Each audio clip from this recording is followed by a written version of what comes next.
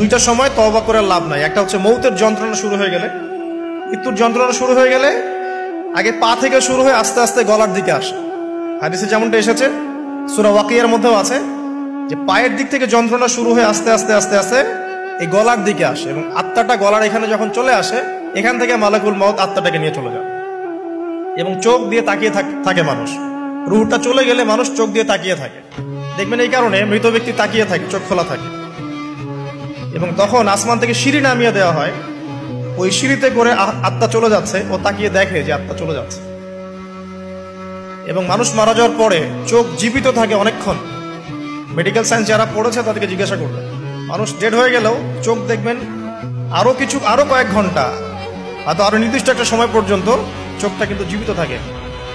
এই জন্যে চোখ বন্ধ করে দিতে হয়। যাই হোক, যেটা বলছিলাম যে মৌতের যন্ত্রণা শুরু হয়ে গেলে তওবা করে লাভ নাই, তওবার দরজা বন্ধ। আর পশ্চিম দিক থেকে সূর্য উঠে গেলে তওবা করে লাভ নাই, তওবার দরজা বন্ধ।